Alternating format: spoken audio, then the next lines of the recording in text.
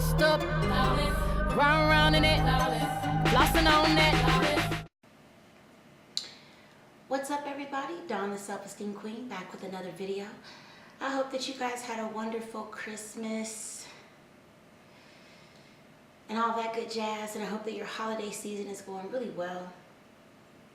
So it's definitely time for me to do the review for 2013. Now, normally what I do is this big, long, old blog. But this year, my good girlfriend Nicole did a blog for me, and she said everything that I wanted to say. And so I'll probably add a little emphasis to certain points, but she has her 10 things that she's going to take from 2013, and her review is the bomb. And so without further ado, number one, in no particular order.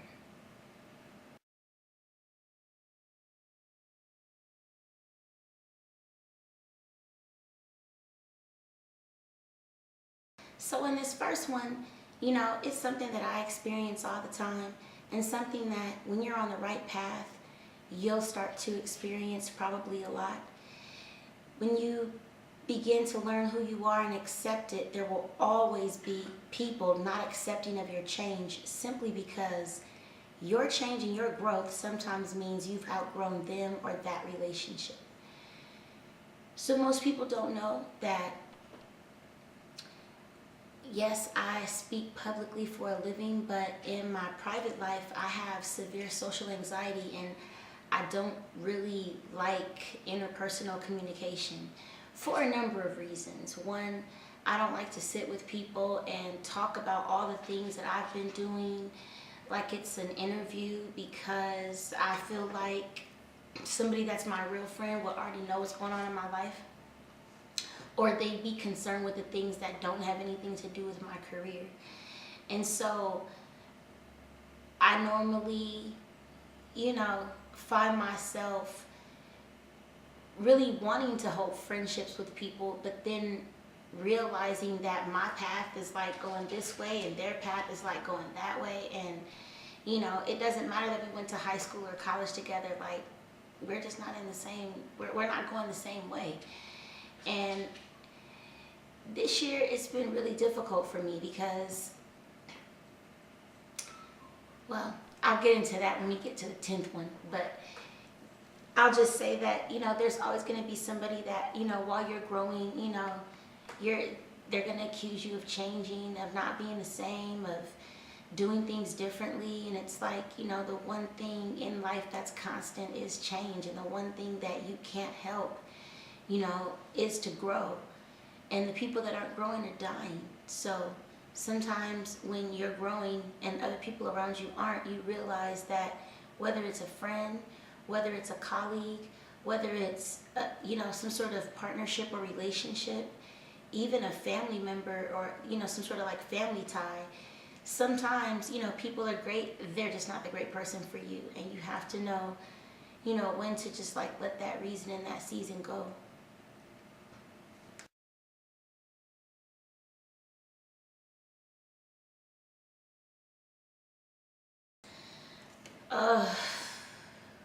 Number two, you know, it's all about toxic people.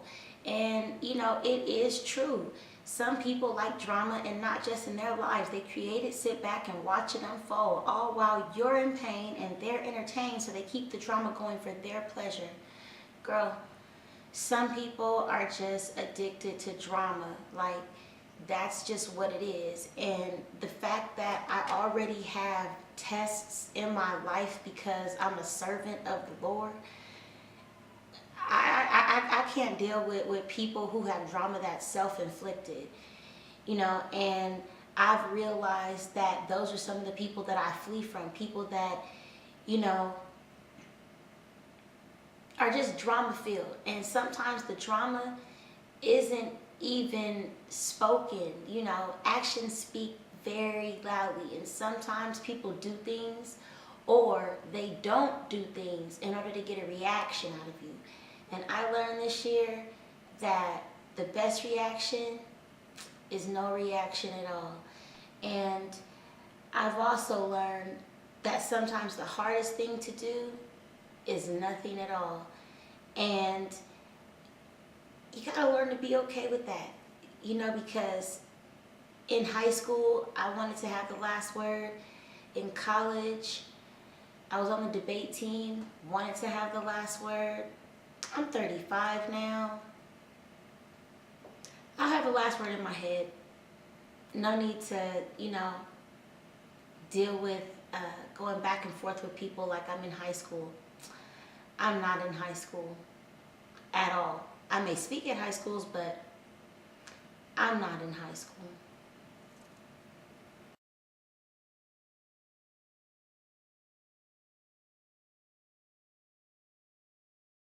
Now, number 3 is really important, and let me tell you the reason why it's important. The same way that you end friendships with people, you have to be okay with people ending friendships with you. And as I end friendships with people, I also have people that end friendships with me. You have to be okay with people telling you, even non-verbally, the decision to not make a decision is still making a decision. So, it says here, take those unanswered text message, email, phone calls, and keep it moving. Listen, silence speaks loud. And if you are trying to convince someone to be in your life, if you are sending text messages and they're not responding, if all of a sudden when you send a text message to someone, they say, who is this? And then make some excuse about, they lost their phone, their number changed, but they haven't missed a beat on Instagram. Girl, they are telling you without telling you that you are not important, okay? Please take the hint. And,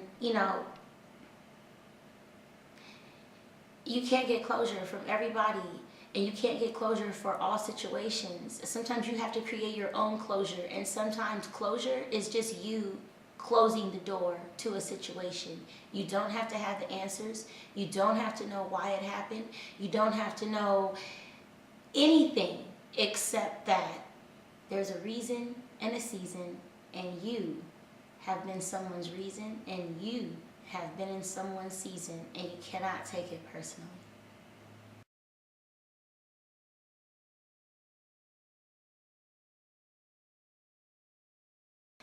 Now, the 4th one can be interpreted a couple of different ways, so I'll tell you how I interpreted it.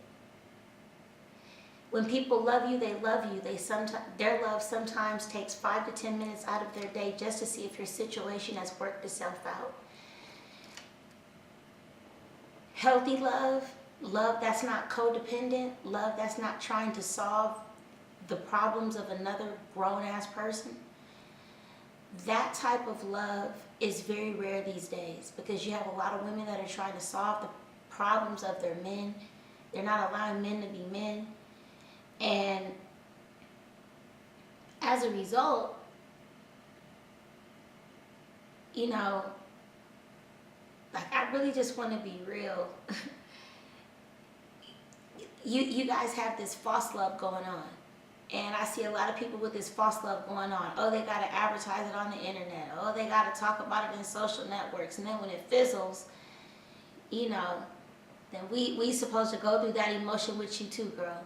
We don't want to go through that emotion, girl. We just don't. Because if somebody really loves you, they don't become codependent on you, and you don't become codependent on them, girl. And you take time out of your life to maybe listen to a situation that somebody is going through, not because you need to solve it, but just because maybe your friend needs a listening ear. And then you follow up and you make sure that that person is okay. And this year I found out that somebody just even last Christmas that was at my house, Christmas Eve or whatever,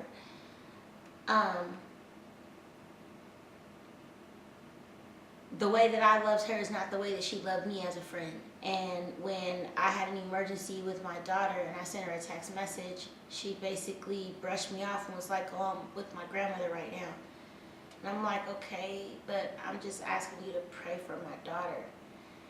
and it wasn't something that I made public. I don't talk about my private life on social networks. You guys get my public life, you get my personal life, but my private life is my private life. And privately, my daughter has been, fighting for her life since she was born. I've had to give her CPR like 3 or 4 times. And because my kids were born 5 weeks early. And so, she never followed up. And it's like, how can you come to my house and say you're like the auntie of my kids? And I'm telling you, I'm telling you in text message form, like whatever you're doing right now, it's cool. You can continue to do that. But as a friend, I guess my expectation is that person would then follow up. Is your kid okay? So you have to know what love is and what love is not. And if your friendships or your relationships are one-sided, you're probably dealing with love that is not. Because any love with conditions is not real love. Not according to what we believe love to be, which is supposed to be unconditional, without conditions. That type of love. So I learned that this year.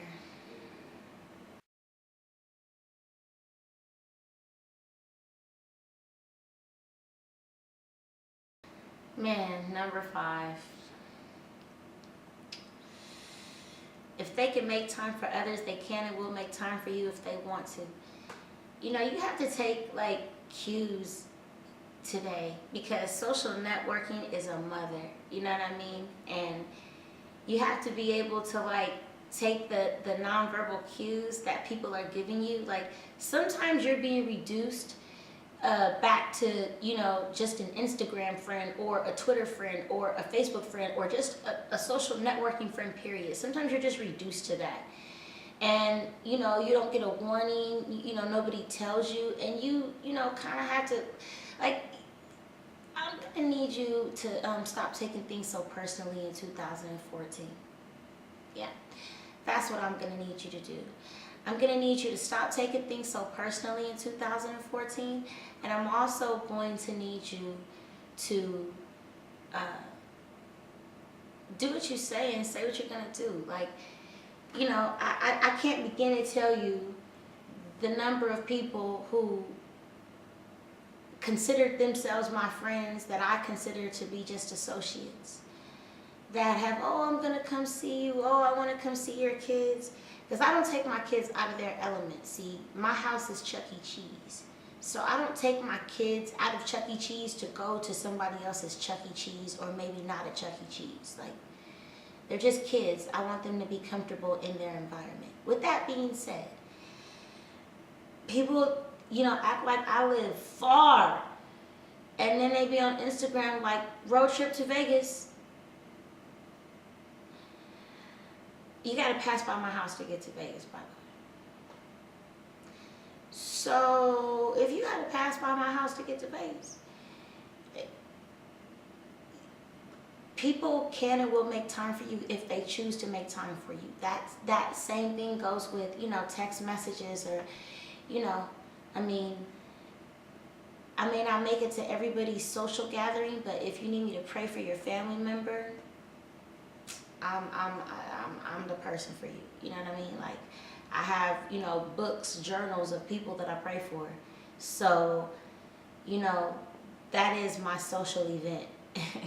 Prayer, social prayer. I'm praying for people socially.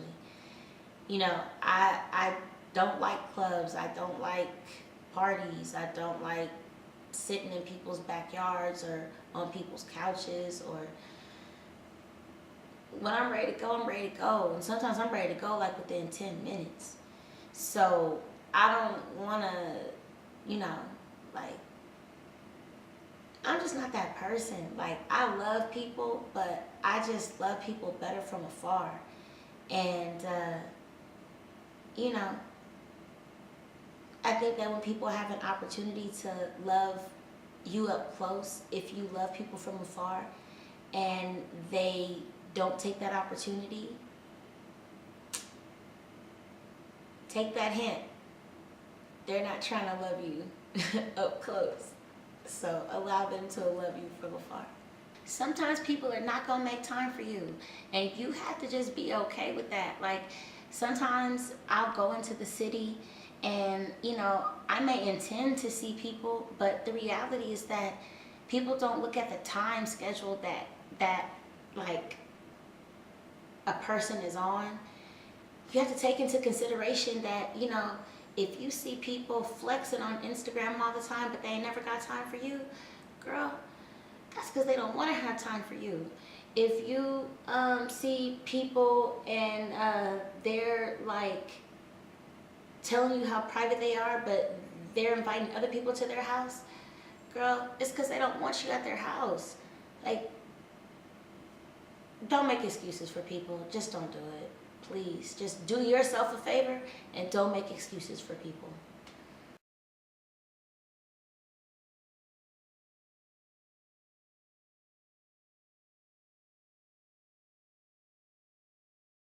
Well, number 6 is like a good one for me. I think love is not supposed to hurt, but it's not as pretty as movies make it look either. Sometimes the war that we are battling is showing you how much the other person loves you. Remember, we fight for what we love. Yeah, like, you see people give up so easy, yet say that they love each other, but at the first real big fight or the first real big disagreement, they're like at odds with each other and sending subliminal messages on social networks in front of the whole world. And, you know, it's like, love, the same way that I feel like God loves you is the same way that you should love other people. You know, and people make mistakes. Some mistakes aren't really mistakes if they're habitual. But people do make mistakes, and the same way that God forgives you, I feel you should forgive others. That being said,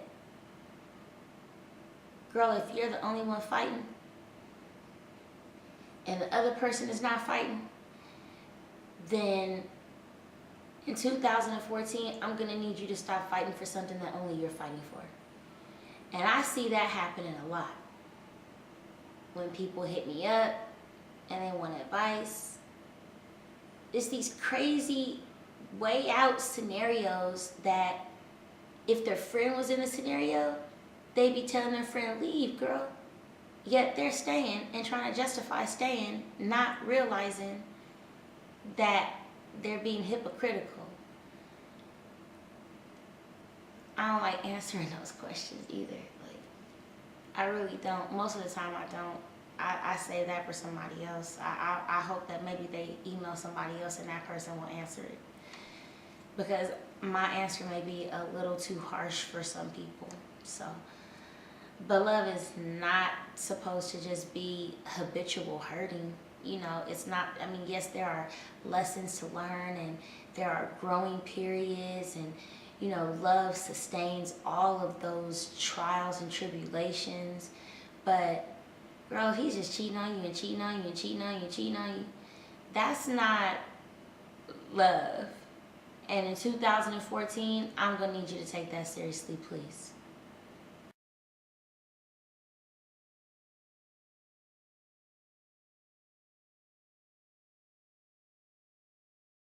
And number 7, I really want people to get this one. Please. Most people have unreal expectations of relationships and love. They want you to do X, Y, and Z after you've already done A through W, and they've not even entertained the thought of doing A. If you can't give it, please stop expecting it. It's like, you know, the dude that wants a girl that looks this way and dresses this way and drives this kind of car and has all her stuff together, and he's a scrub.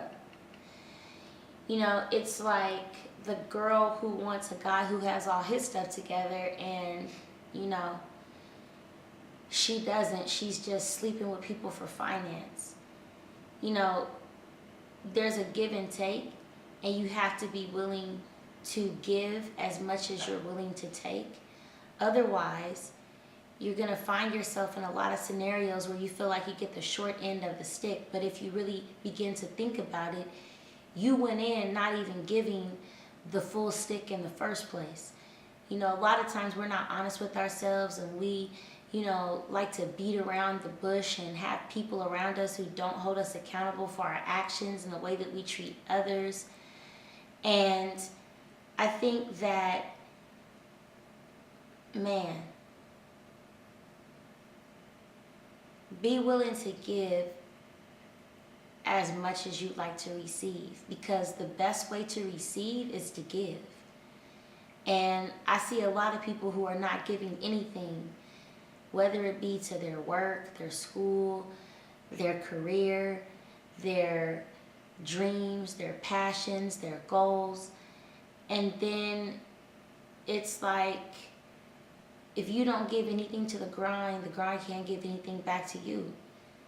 If you say you work somewhere and you never clock in, do you really work there? You don't. Love is give and take. And if you're taking more than you're giving, I guarantee you that karma is going to boomerang right back to you. Trust me.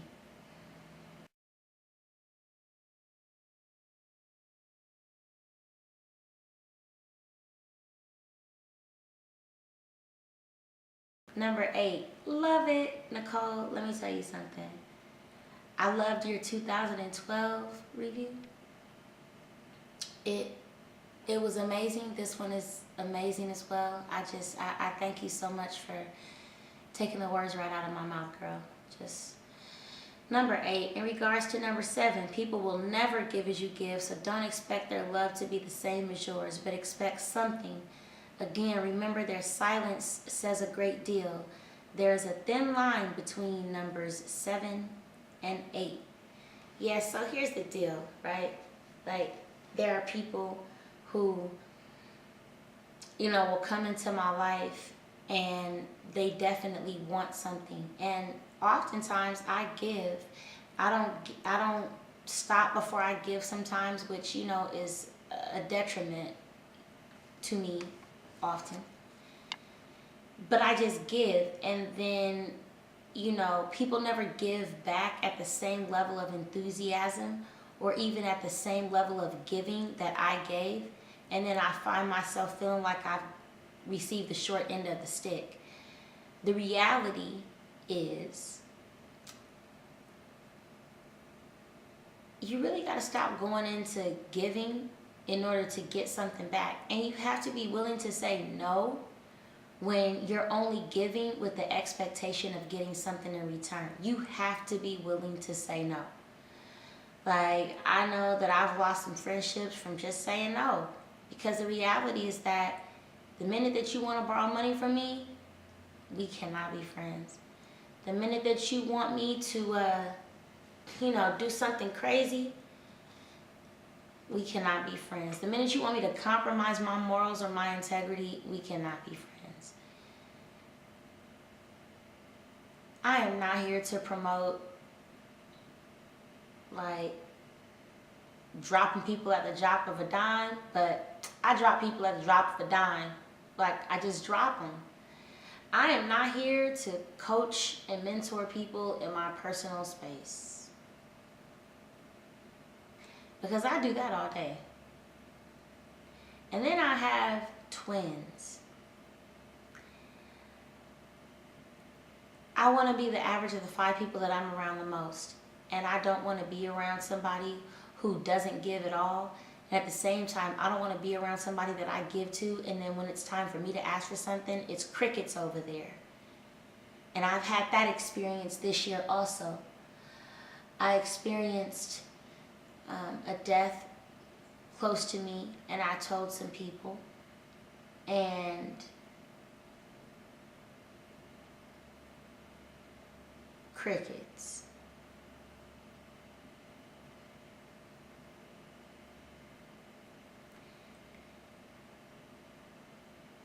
I took it personal, and then my life coach had to remind me that people are going to be people. And you cannot expect people to be anything other than people. And you can forgive somebody and then make a decision that they're not the best person for you to be around. Because, like me, I'm very, like, abrupt. Some people will call it abrasive, but I'm just, like, straight to the point. I have a very low tolerance for stupidity, so,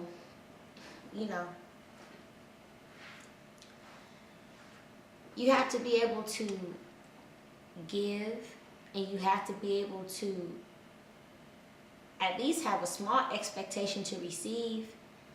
But if you give and when it's time for you to receive, you get crickets, you're giving to the wrong person, just straight up.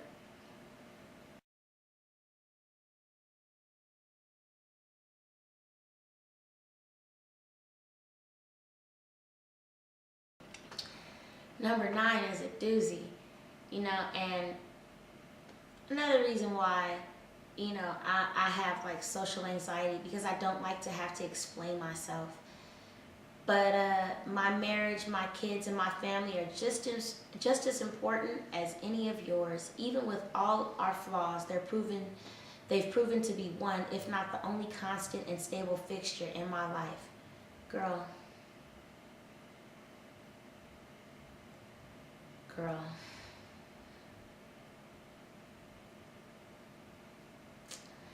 See, this is where we like really touch on the whole,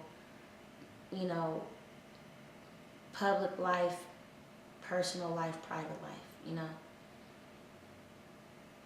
I'm not going to give every little bitty detail. People ask me all the time, why do you put pictures of your kids up on Instagram and then take them right down? Well, I live in a world where pedophiles create Facebook accounts disguised as, oh, you love your kid accounts, and they're gathering those pictures to do horrible things. We live in a world where people can just screenshot a picture of your kids and then somebody can put a saying underneath it, and then that picture is sent off. And, I don't like stuff like that. And I don't want my kids in stuff like that. I don't want to try to patrol the internet for pictures of my kids. So I figured Instagram is for pictures, right? Like Facebook is for Facebook and Twitter is for 140 or less, right? So I use social networks I use them for what they're for. So Instagram pictures. And once people like the picture, I know you've seen it, and then I can delete it. I don't know why, people hit me up like, oh, I want to see the picture. Why, nigga, why? Are you a pedophile? Why are you insisting on seeing pictures of my kids? Like, I know you care and all that, but I'm not asking to see pictures of your family at all. Let alone your kids or your dog or your cat or whatever. And so I'm really, really, really, really, really gonna need people to like back up in 2014 and let people have their private life, because half of the stuff that people say on Facebook is fake anyway.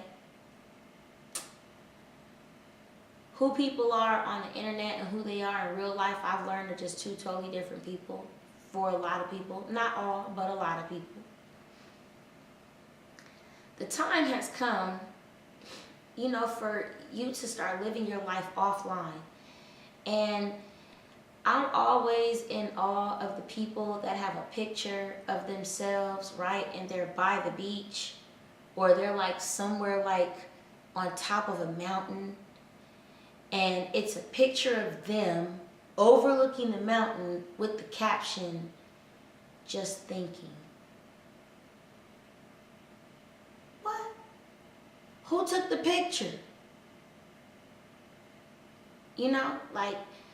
I wish I had pictures of some of the stuff that my twins and I do, but we're too busy doing the stuff that we do for the pictures. You feel me? I don't have like a photographer following me around like to say, like, I'm spending time with my kids. I'm not knocking people that do it. I'm just saying, in my world, I keep that stuff private, and I don't like readily make that available to people just because that's my own personal preference. I give so much of myself in my career. I don't want to give that. And I need people to be okay with that in 2014. Please, please. Let me have my private life. Like, I used to share my dog, now I don't even want to share her. Like, I want, allow people to share when they're ready to share. And please stop prying into people's lives. Like, it's so intrusive. And it's so, like, bad etiquette. It's politically incorrect. And I don't want to have to start calling people out, but I will.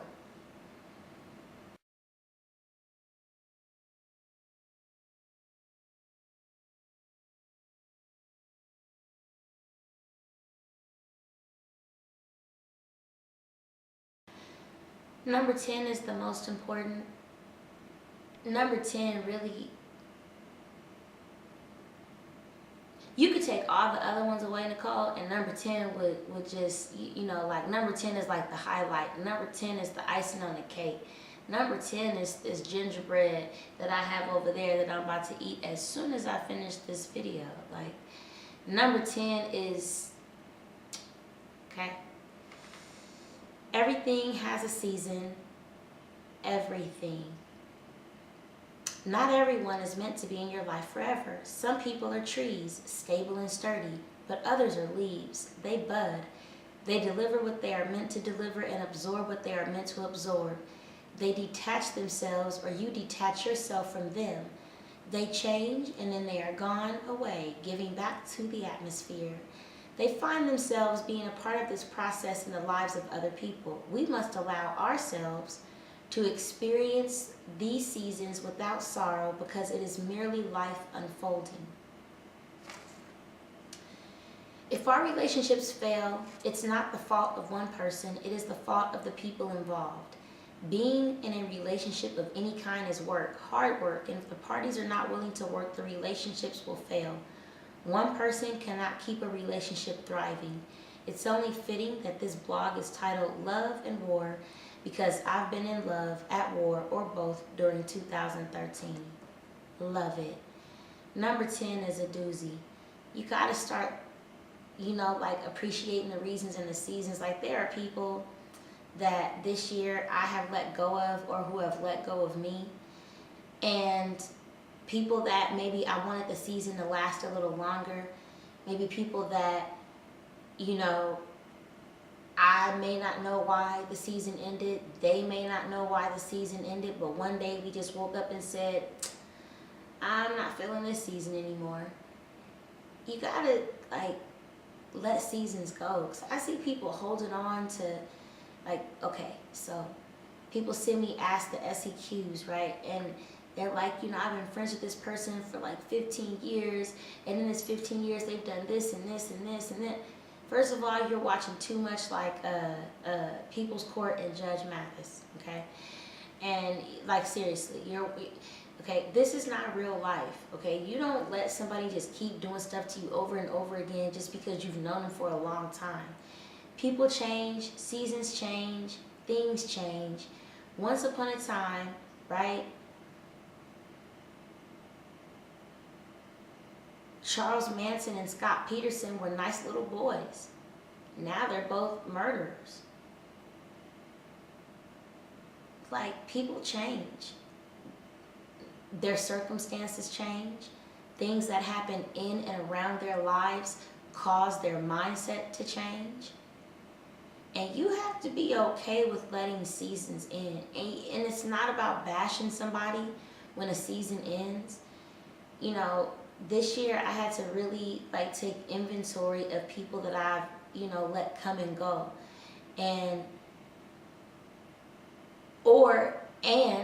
people who wanted to come and go that I said, no thanks. Like, I'm like heavy D in the boys. We got our own thing. Like, I got my own crew already. You know, like I love everybody, but man, I'm not gonna come to your house and kick it probably ever. You know, I work a lot. I have twins. They had a donor, so that's a lot of work for one person. Knowingly. Why on earth would I come kick it at your house? My kids are on a schedule. I'm not gonna leave my kids just so I can come kick it. Sorry. Like, I'm sorry. You know? That's just not my world. I make time to pray. I make time to meditate. I make time to really just sit in silence. I make time for myself. I take breaks. I do whatever is necessary for my life to be at peace. And guess what? Some days are not peaceful. And on those days, I don't want to be bothered. You have to be willing to let reasons and seasons be. Because holding on to people, places, and things in 2014 is just so retro 2006. You have to stop holding on to things that don't want to be held on to. You have to let go of the idea that all friendships or relationships are supposed to be forever. Like, I have one friendship in particular, and I'm blessed that I went through a storm with this friend, and we didn't talk for some years. And the average person would say, oh my God, I can't believe you guys are friends now. But the supernatural, God, awesome person that I am is like, psh, of course we're friends right now. Like, there has to be that one person in your life that you have a season with, and that person may leave your life. And if they're meant to come back, they're meant to come back. And if they're not meant to come back, please don't go on Facebook and try to force your way back into their life. Like, no. That's why I only have about 56 people on my personal Facebook page that I never even go to. Ever, really. I only go to my public page. Like, I got other stuff to do. I'm sorry, I can't post on Instagram all day. I'm sorry, I can't tweet as much as I used to. I'm sorry, I can't give free advice. And if that means that our season is over because I don't tweet as much anymore, or I don't post a lot of stuff on Instagram, or I'm not on my personal Facebook page liking every single thing you say and every picture that you put up because I'm not really a Facebook type person, if that ends our season, so be it. I'm okay with that. I'm totally okay with that. Because 10 times out of 10, I enjoyed the time that I spent with you. And I hope that you are going to take the time that you would have spent with me and enjoy it with somebody else. Like, 2014, please let a season be a season, people. Please. So that is 2013 in review. Thanks to my girl Nicole. I will put a link for her blog in the bottom bar, and you guys can go and read her review for 2012. Also very good, and you'll get a lot of great nuggets from it. Thank you, Nicole, for allowing me to use your blog this year. You said everything that I wanted to say and then some. And I hope that you guys are going to end 2013 with a bang. Not a bang bang, but a bang. Thanks for watching. I woke up like this. I woke up like this. We flawless. Ladies,